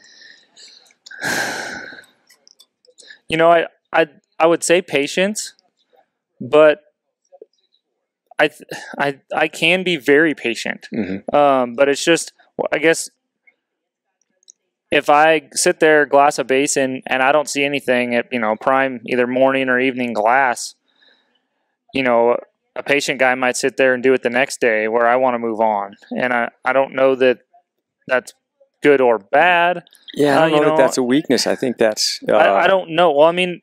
Over time, you figured out that's probably what's worked the best for you. Yeah, but it might be completely opposite for other guys, or for even me if I would have sat there the next day. Yeah, but I don't know that, but I want to keep moving, and I'm the same way. Yeah, I don't know that it's wrong, I guess, but to me it can be. I feel like that could be a big weakness if I was just patient enough and sat there for one more day. Especially if that new spot that you went and checked out didn't produce anything, you didn't see anything. You're going to be thinking back, should I have stayed? Yeah, and then you find out that another guy went in there and shot one the next day, and it's like, well, and that's actually happened. I mean, where I've kept moving, and it's like, the same ridge I hunted the day before, I found out a guy went in there the next day and shot a freaking giant buck. And it's like, I was just there. Like, how did So had I been more patient and said, this is a good spot, it's got everything it needs to hold a big buck. There's got to be one in here. And sit there and pick out every little shadow behind every little tree. Be a little more patient. It might have paid off. But that's always shoulda, woulda, coulda, I guess. I mean, sure. I don't know. That's a tough one. So you've had quite a few experiences. You've been fortunate enough to spend a lot of time and be real successful in the mountains. For those young guys out there that are just getting into it, because I feel like there's a lot of them right now kind of paying attention to not just social media, but podcasts. They're looking for information. They're looking for any little tips that can kind of help them and keep them going. What kind of advice would you have for those guys? Someone just out there wanting to do it, just getting into it. They want to be successful and. Yeah, this one, I've thought about this even before where I've had guys ask me, always the simple questions like, which rifle should I buy or whatever. But I always tell them, like, don't compare yourself to me because I am obsessed. Like, to come up to my level where that's all I think about, I mean, don't compare yourself to me or the amount of time I spend in the mountains. Like, you can't compare yourself to me because, yeah, I killed these big bucks or whatever, but that's because I was there for 2 weeks. When you only have a weekend or 2 weekends in a month, Right. you can't compare yourself to that. I mean, and so that would probably be the first thing is don't compare yourself to the biggest and baddest, because then you will feel like you failed. Sure. And then the next thing is, you just got to keep after it. It's, it's hard to explain to people how to pick out a good hunting spot. That seems to be another big question. And that's even hard for me to explain. Like, how do you know there's deer here? Well, I guess experience has told me that, this has got, whether it's a high basin or a sage coulee, that those deer bed up in these coulees on some of the washouts, underneath these lips where it's shaded, and some of the desert more sagebrush stuff. And I guess it's hard to explain. You just got to get out there and spend the time to kind of learn them. But it goes as far. I mean, like I said, don't compare yourself to me, because an example I have is hunting bobcats. I love hunting bobcats at night, calling them at night and whatnot. And 6 years ago, when I kind of was getting into them, I learned everything I could possibly learn about a bobcat: what they ate, what their breeding habits were, what the average weights of them are. For when I get one down, how big is it? Is this an older class or a younger class? And that's because an old Tom is going to have his what do you call it? Range. Yeah, his house range, basically, of how many miles he's going to cover for his home. And within that range, I learned that there's 2 to 3 adult females in that range. And then for each one of those females, there's 3 kittens or 2 to, so it's like, which one did I shoot? So that means how many more are in this range? Like I just submersed myself in these bobcats, and within 2-3 years, I was killing quite a few. Whereas those first couple of years, I was making so many trips, and we got lucky to get one. Mm-hmm. And then I was kind of getting them figured out. And now, like last year, I think I went twice and killed one trip and saw one the next trip. I mean, so it's like, and that could be true for the deer. Learn what they eat, pay attention to the shrubbery and flowers. All of a sudden you'll be walking along, and one of these plants, we'll just call it a plant, you don't know what it is, and all the flower heads are eating off of it. And it's like, okay, well, where's more of these? Because they really like these. Right. Pay attention. It's little things like that. Sign. I listened to that podcast with you on the roundtable for elk that Cody Rich posted, and hearing your version on for elk, just paying attention to the sign, because if there's no tracks, no scrapes, there's probably not elk there. So it's covering country and paying attention to the subtle details, I think is great advice for a young guy who looks at a map of all these mountains and just has no idea where to start. Yeah, I feel like a lot of the guys that maybe have not had a mentor, which there seems to be a few of those right now, a lot of them. And that's something that I can't relate to, so that's exactly hard. That's hard for me to... It is really hard when you haven't grown up around it to explain what to look for, because I get hammered with questions, everything from what elevation should I start at looking for mule deer, and where do I look to, what kind of an area are you looking for to set up a camp, and all these things that you don't really think about anymore. Yeah. You just, I don't know, it's just, you've done it. And it's hard to describe. It's really hard to teach, and it seems like you just kind of have to go back to, you got to get out there and figure it out for yourself. Yeah, if you can find a good mentor, obviously, if they're willing to take you and shave some years off, great. To me, the biggest thing is time. Just time spent in the mountains. Yeah, and you can't. It's no different than going to college and learning something in a classroom, and yet you end up getting hired on a job, and they still send you for 2 years of training on the job. It's no different. Sure. You got to go learn it. Yeah. And I even took it to that level, back to the classroom level, with those cats. I knew nothing about them, and I just know that I wanted one.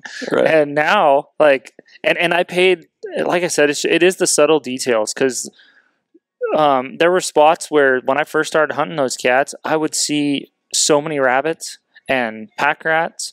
And I mean, I'm just paying attention, and it's like, there's so much cat food here. They have to be here. And now I've hunted those same areas where, the population swings in, where the predators go up, the prey goes down type of thing. And now there's no rabbits. And it's like, well, either the cat population is still at its peak, which I know it's not because I haven't seen any. So it's probably down in the dirt, meaning we're waiting now for the prey population to come back up. And then I'll start seeing more cats there again. And just, I don't know. It's like I said, like I always tell guys, like, dude, get out there and get after it, but don't compare yourself to me, because I love it and submerge myself so much into it that you don't want to compare yourself to me. Like, that's just, that's not the right way to go about it. Like, you need to get out there and experience it yourself. Yeah, it sure seems like, obviously, everybody knows you only learn so much in a classroom. And I feel like when we're talking to guys, whether it's through a seminar or whatever, you can kind of only tell them so much, and really their most valuable experience or their most valuable knowledge is going to come when they're actually boots on the ground out there doing it themselves. But I think these podcasts, though, are a great avenue. I mean, just like I think it's a great base. I think it gives guys, well, maybe a lot of inspiration and motivation to go out there and what to look for. There's so many things that we can't explain very well. Yeah. But yeah, night and day. I mean, you and I didn't grow up getting all this opportunity to listen to podcasts and get all this information. And like when you were talking about your techniques on that podcast with Cody Rich on the way you approach hunting those elk without calling, just raking, acting like an elk, basically. That's something that I've really never heard anybody else talk about or thought about myself. I mean, granted, I don't hunt elk a lot, but like, I picked that up from that podcast, and I feel like I've been around the tree a time or two, Sure. And so I think these podcasts are awesome, but I do have already a good base, so it's kind of that's a tough question. I mean, to tell somebody new. It is, and I want to help all these young guys, because there is some type of barrier to entry here that really has got them intimidated. I just feel like, man, mine is just, saying, come on over, we'll go hit the mountains and go for a hunt, which you can't do all the time. Yeah, or, another thing you could maybe tell them, and I've told a couple guys, is start small. Go coyote hunting. Yeah. Because the amount of creating opportunity is going to get you the experience, and there's so many coyotes, like, you're going to have lots of opportunity.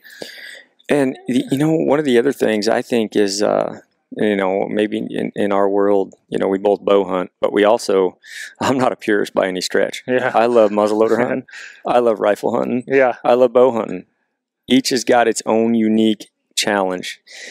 And I feel like a lot of guys, maybe if they just start jumping into this, they're hearing from guys, if you're not a bow hunter, you're nothing, right? Yeah. You're cheating. Yeah. I hate that. Yeah. Nothing drives me. I used to fly fish in Alaska, and so I was really submerged in the fly fishing world. And yet I grew my business back home. I sell terminal tackle and fish and bait and all those kind of supplies. And I grew up, chucking sand shrimp for steelhead in the Skykomish.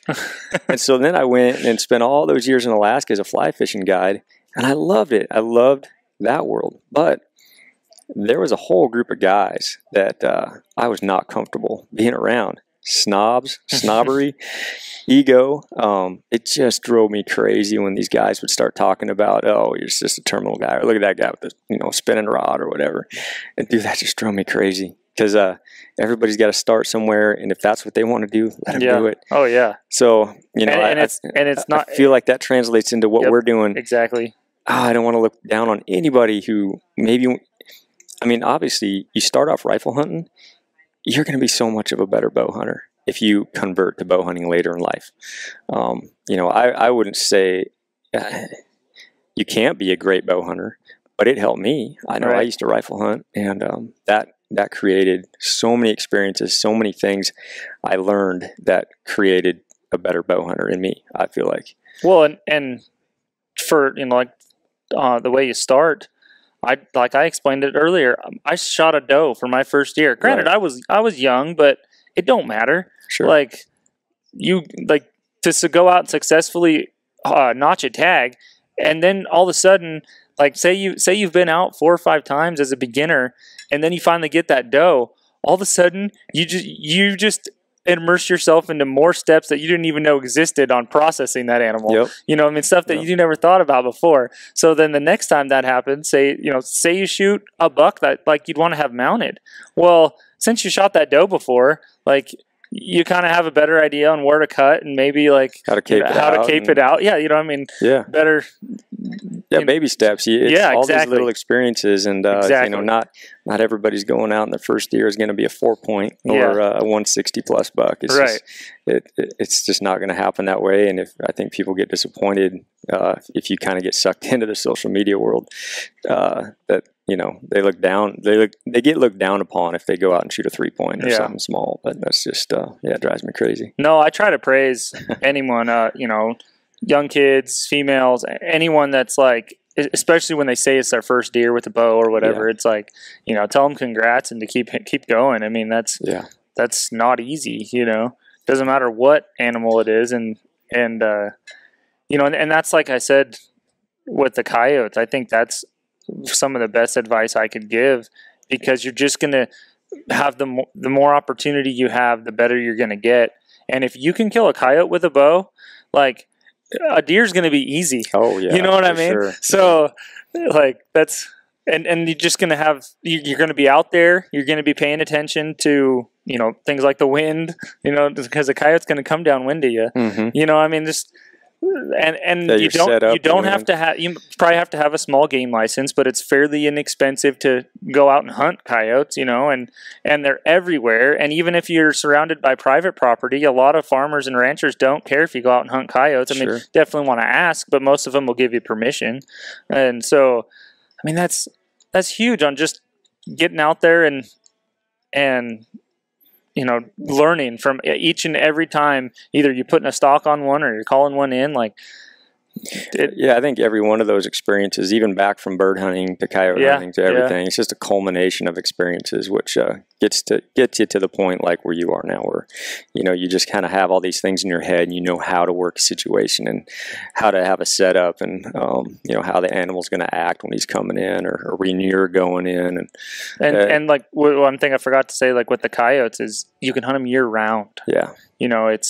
It's experience. You can get out there and experience a hunt, in the spring, in the summer, whenever you have time. Whereas deer season's so short, that's where hunting multiple states definitely helps on gaining experiences on mule deer, where I don't just kill my one deer in Washington. It's like I'm killing deer in Washington, Idaho, maybe Montana, maybe Wyoming. You're getting, I'm exponentially gaining experience per year, because the deer season so short. And that's why I think hunting coyotes is so much fun, and it gives you a year-round time to practice. Sure. And shoot, how much time I spend practicing myself, just shooting a bow at a target or a rifle, I spend a lot of time maintaining my edge, I mean, it's... And you have to. You never hit a point where you're like, oh, I'm good for the rest of my life. It's hard to explain. I've done this enough. It's hard to explain that to these kids, where it's hard to see the big picture. Yeah. They're always working to get better and always still learning. We're all still learning. And so you've had, obviously a lot of experiences, and you've had opportunities that a lot of guys haven't had yet to travel out of state. Kind of live the life that most of us hunters enjoy so much. I mean, it is a passion gets thrown out a lot, but it is truly that. Yeah. What through all these things that you've done, what are you most grateful for? Simply, I've said this before. I'm extremely grateful that I'm able-bodied and healthy, because without that, I would not be able to do any of that. Yeah. And I've had times where I've had injuries, and that was some of the hardest times on me. A knee that I couldn't put weight on, type of thing. And yeah, without being able-bodied, none of this would be possible. Right. And so, and now I spend more time trying to keep it that way, you know. So, yeah, it's that's one thing that we're so spoiled with. When you have your health, you know, you take it for granted, but when you don't, man, I couldn't imagine. Yeah, that's my biggest fear. Yeah, it really is. Yeah, same here. I want to hunt when I'm 80. Yeah. That's the goal. So that's why we put ourselves through all this work. Hopefully all this work doesn't break us down. And no, it's funny, you know, around like, you know, Thanksgiving or whatever, sitting around family dinner, and, you know, you go around the table, say what you're thankful for. And I've said that before. I've come to really appreciate my health and try to keep it the best I can, and stay out of situations where I can potentially get hurt, because I mean, it don't take much, and you're not climbing a mountain anymore. That's a good point. I'm glad you brought that up. That's something that I've noticed in myself. I've become quite the sissy when it comes to traversing a rock edge, or you know, I used to do stupid stuff. I remember one time there was a big old bull on the other side of the snowbank, and there's a big old creek separating the two of us, but he was on the other side, and he was running cows on a avalanche field, and I had to get over there, and it was a perfect stockable situation with my bow, but you know, underneath that snowbank was a giant creek running, so I'm kind of weighing my options here. Do I do it? Do I risk it? And we had just had my daughter, Paley, I think it was that same year. And so I'm weighing that, I'm kicking it around, and I'm thinking, gosh, do I do this? Do I risk it or not? Yeah. It was a big bull. And so I just grabbed a big old 10-foot pole that had sheared off in an avalanche chute, grabbed that, hooked it under my arm. To keep your weight distribution out? Yeah, in case I did fall through, you know. So I figured, well, this is as safe as I'm going to get. If I do fall through, at least I can hopefully pull myself out and shimmy across. But I shot across that. And after that fact, I thought, man, that was pretty stupid. Yeah. Because it could have went horribly wrong. But you know, now that I got 2 kids, I think I'm a lot more cautious, and I would not do that again. But so many situations up there that, you know, I used to take dumb risks, too many opportunities for a fall, a stupid slip, and it's just not worth it. But no, I'm definitely conscious about it now. Yeah, and I hope it doesn't get too much worse, because then I will be a big sissy. But we'll all be hunting the high desert. No more alpine. Yeah. No, yeah, that's huge. My health is. Yeah, that's a great answer. Yeah. Yep. Nobody said that one before. I'm surprised. But well, cool, man. This was fun. I'm glad got to come over here and spend some time with you and hang out, and got to shoot with you last weekend, and hopefully. Yeah, they didn't get to see a lot of my mounts because they're all down in Sportsman's Warehouse. Yeah, that's what I heard. Yeah, so that's all right. There's enough bone in this shop right here to satisfy. You know, I like my mounts down there because, shoot, you know, when they sell guns and stuff down there, they got the best security system known to man. And I talked to the guy when he was building the front desk and stuff, and he said, you can't even drive through the front door with those gates that they have, the metal, the metal roll down gates. Yeah. He said the month before they had a guy try to drive through it and they didn't make it. No kidding. So my mounts are literally under lock and key, and I feel like that's the best place for them. Yeah. I've had nightmares, I swear, thinking about what would happen in a fire if all my antlers got burnt up or something crazy like that. You know, it's just the memories that would, and that helps too with me filming now. You know, I get to have another avenue to remember those hunts, but I definitely love the mounts. Yeah, and you've kind of motivated me to.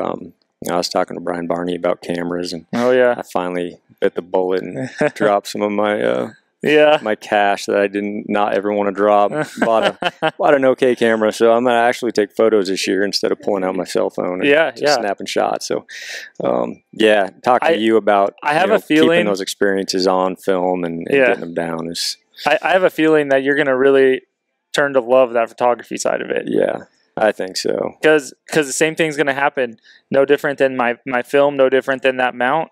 At the end of the day, you shoot a photo of a basin that you've hunted forever and you absolutely love, and you bring that photo home and blow it up and print it on the wall. Like, there's nothing better. Like, it's so awesome to the quality that those little cameras are putting out now. You know, for photos. Yeah. I got that Sony, and it's small. That was always the one thing that I just did not want to pack. I was too stingy with my the weight in my backpack. But yeah, I think I've learned my lesson. You know, I've done a lot of hunts. I'm old, so I've done a lot of hunts, and I never have been a photo guy, and now I regret it. Yeah, I'm already there. I right now regret not having video clips. Yeah, you know, whether it's just me or me and my dad or me and my cousin or whatever. All those trips that I've taken in the past, I don't have any video of that, and mostly I just have some cell phone photos. Yeah, and that's about it. So you know, it's funny to think about. I've had conversations about this before, where, like, I mean, I don't have kids yet, but if I do, my whole life is going to be documented. Right. Like, how cool is that going to be when, like, you know, my kids have kids down the road or whatever, and they can go back and plug in the video and, like, this is what Grandpa used to do. Right. Like, I mean, that's priceless. Yeah. There's so much missed out, and you got me thinking about that as well. You know, my daughter, I'd love for her to, you know, we started late having kids. She's 8. I plan to as well. Yeah.